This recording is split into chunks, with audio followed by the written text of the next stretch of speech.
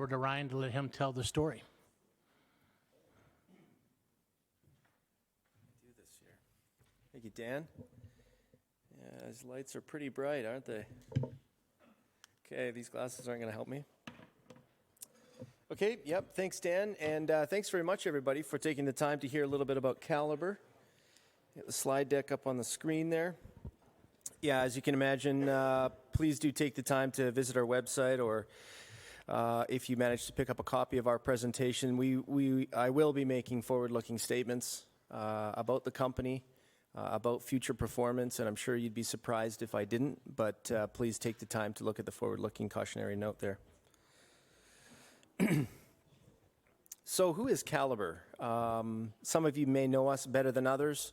We are a growing gold producer. We have basically started becoming a gold producer in Q4 of 2019 when we saw gold in around $1,100 an ounce.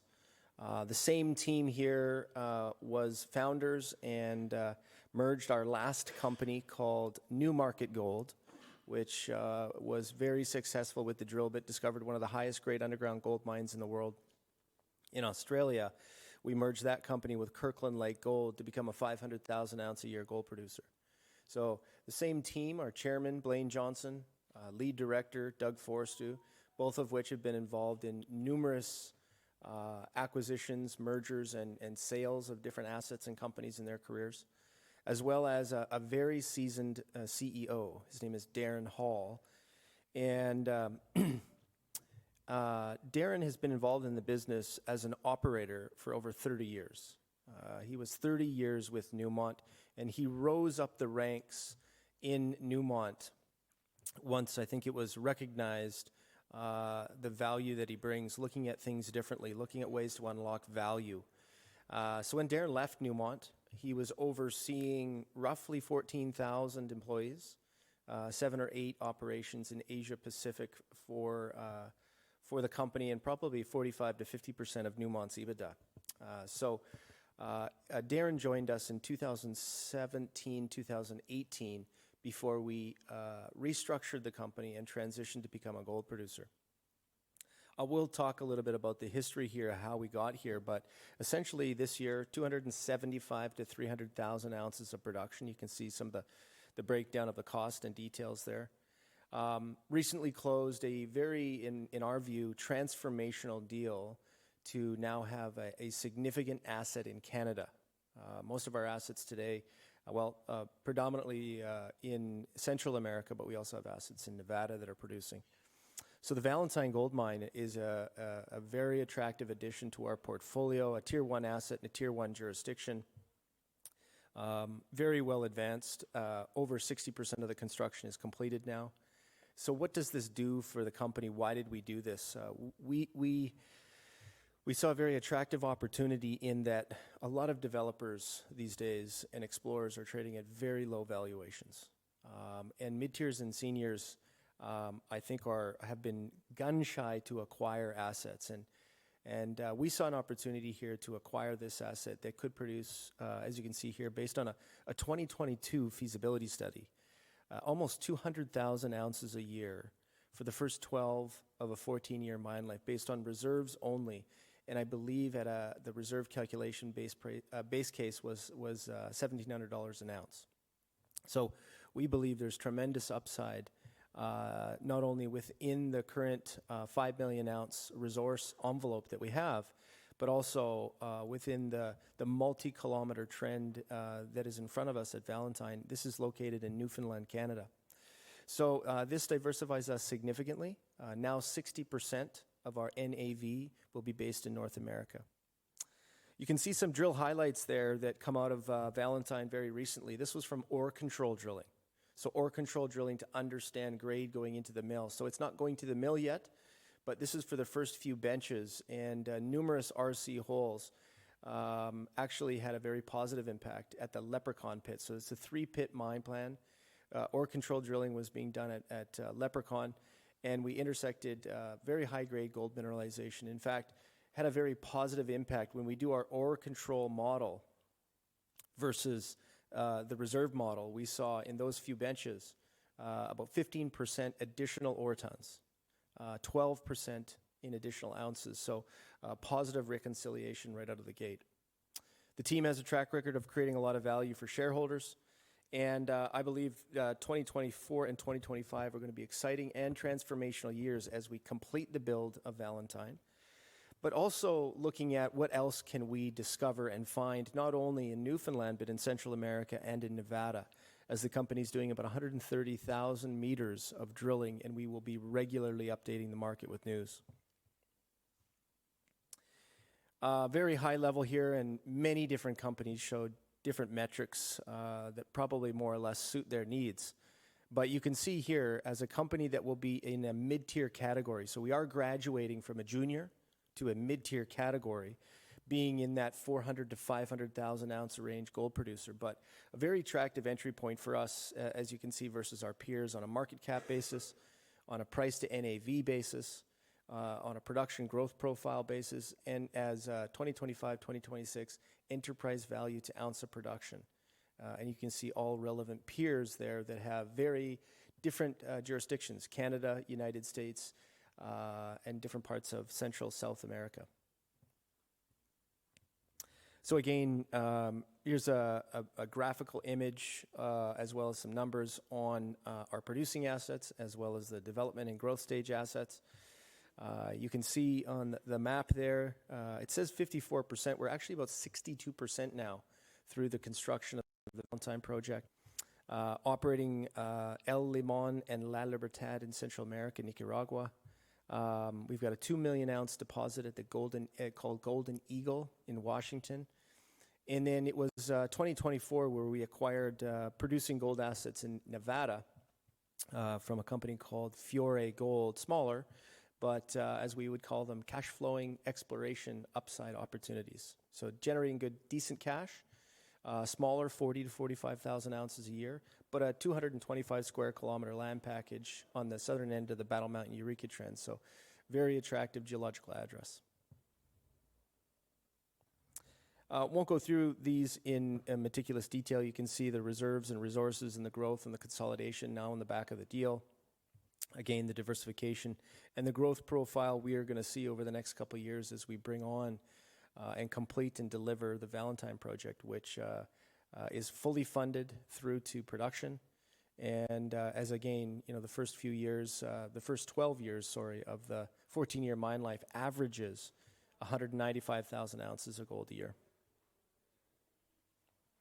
So talk a little bit about who we are, a track record. Again, I mentioned that we became a gold producer by acquiring gold production in Central America from B2 Gold, really partnering with B2 Gold. Calibre had been an explorer in country for the previous 10 years prior to 2019. We had some good exploration success, but not enough to discover a new mine or build a new facility. So we were fortunate to strike a deal with B2 to acquire the El Limon and the La Libertad facilities and surrounding concessions. So El Limon is a 500,000 ton per annum mill with surrounding mines on the property, a large land package over 300 square kilometers. Libertad, a 2.2 million ton per annum mill that B2 Gold built, put in place, permitted, operated flawlessly for 10 years. So when we acquired these assets from B2 Gold, at the time, we were anticipating of producing about 50 to 70,000 ounces a year of production. And the reason that was because the Libertad operation there was heading towards closure. They had run out of resources on the property and reserves on the property. And 2020, it was anticipated to go into closure and unfortunately have to lay off a number of employees. So, as I mentioned, Darren has been an operator for 30 years, very thoughtful about his approach to responsible mining, and thought instead of expanding the size of the Limon plant, let's look at putting some of this material, decent grade material from 3 to 5 gram material, whether it be open pit or underground, mine it at Limon, process it at Limon, but because it's a smaller mill, put it in a 25-ton haul truck and haul it over to Libertad on good paved Pan-American highways. So we began that process in 2020. And that first year was quite successful for us. We demonstrated that that hub and spoke operating platform worked, and we produced 136,000 ounces of gold that year. Didn't go back to the market, didn't raise any more money, but through operating cash flow, reinvested back into the assets through exploration and development. And in 2021, we brought on the Pavon gold mine, a higher grade, an average of 5-gram open pit, low sulfidation epithermal vein system that we went through the permitting process, developed that property, and then brought that on in 2021, which resulted in a year of growth again, organic growth, by utilizing the installed processing capacity that we had. Again, most of these deposits are clean, non-deleterious, low sulfidation epithermal vein systems, and both of these plants are able to recover gold out of that at about a 89 to 92% recovery rate. So we grew production in 2021 by bringing on another one of these satellite deposits into our profile. All the while continuing to develop our Eastern Borosi project, which in 2023, we brought that online. And with the addition of our Nevada operations, which we acquired in 2021 and closed the deal in 2022, we were able to grow production to 222,000 ounces last year, 283,000 ounces of gold production with the inclusion of our Eastern Borosi into the process plant.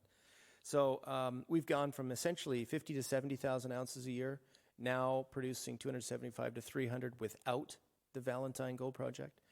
We've gone from about $4 million in cash. We've grown that cash position at the end of last year after a private placement into the now acquired Marathon Gold company of $30 million. We closed last year at $86 million in cash. All the while, as I mentioned, continuing to invest in sustainable growth. And we have continued to invest in exploration at these assets.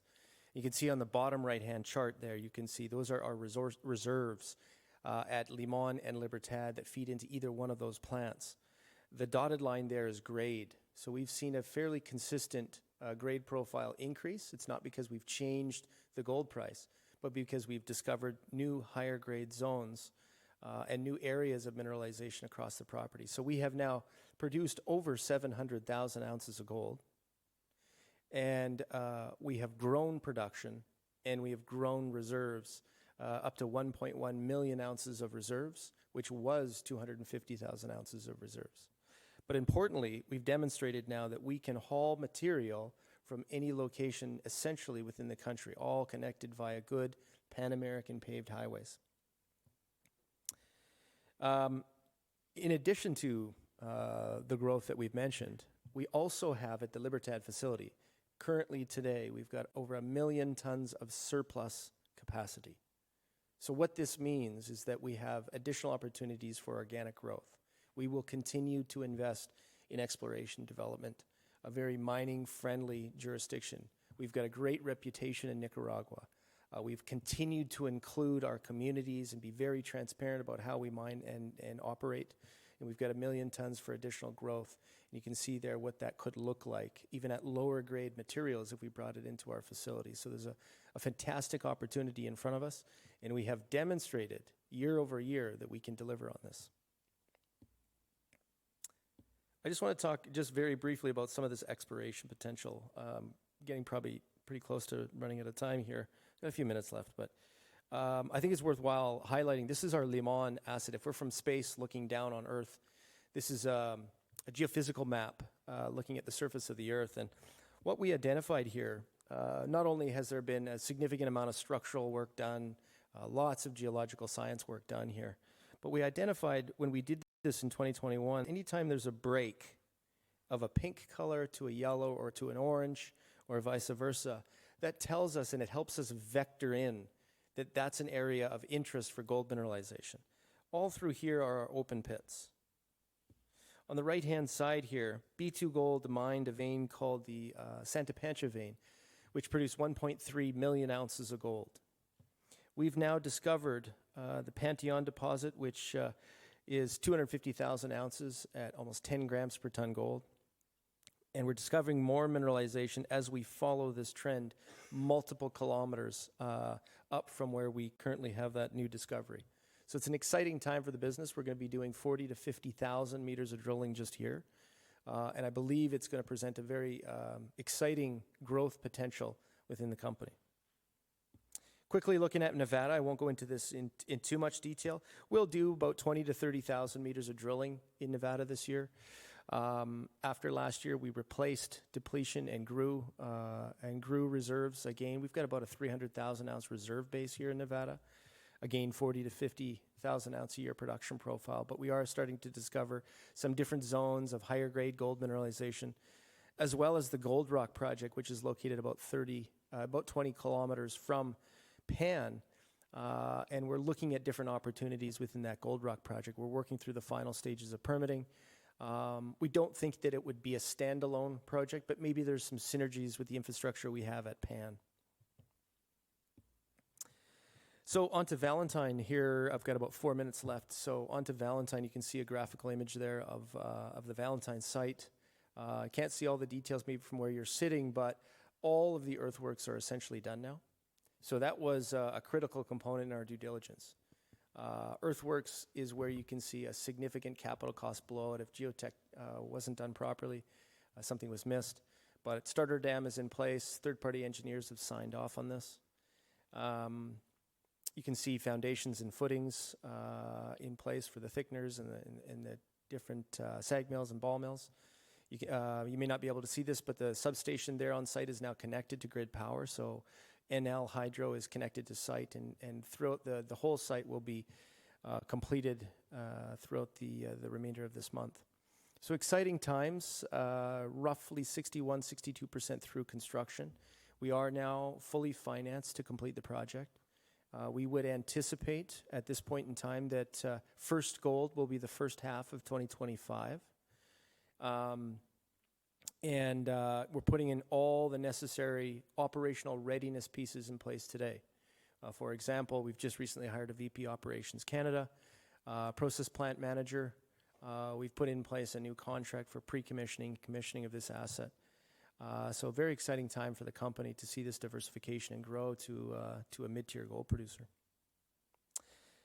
Another one of the reasons why we acquired the asset, not only because it was near-term to production, but because the Valentine asset, from our perspective, and maybe I'll jump around a little bit here, has tremendous exploration upside. And many people will say this, and we all appreciate this, but already in the first few months of owning the assets, we have come out with some higher grade gold zones, and an area that I think south of Leprechaun here demonstrates a lot of potential. I just put a little spot there. We're currently drilling there now. It's on the Valentine Lake shear zone, so the big fault that goes through the property that is the primary driver for gold mineralization here. Orogenic gold deposit. We're still very shallow. I think the deepest drill hole is 1,000 meters and actually intercepted about 150 grams over 3 meters, well below the pit. So there's tremendous potential at depth at all three of these deposits. But what we're very excited about this year is identifying new zones of quartz tourmaline rock, and that's the main host rock that hosts the gold. And the geologists are seeing this across the whole property. And one area that's never, ever been looked at or tested is the northeast contact. So this year we'll be doing several meters of what we call RAB or winky drilling that goes down and tests for bedrock to give us target identification for a much larger program in 2025.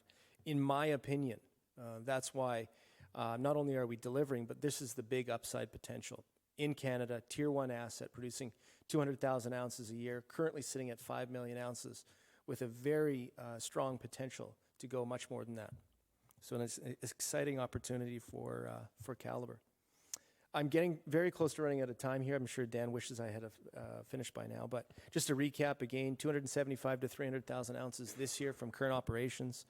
Large upside and production growth at Valentine, particularly on the exploration front, but as been defined by the feasibility study. Well diversified now, Canada, Central America, Nevada. And I think very exciting from from a delivery perspective. This company has delivered and executed on everything it said it was going to do since Q4 2019, and I truly believe that we will deliver and become a mid-tier quality, mid-tier gold producer, going from a $1 billion market cap to where our peers are at, between $3 and $4 billion a share, of market capitalization. So with that, appreciate your time.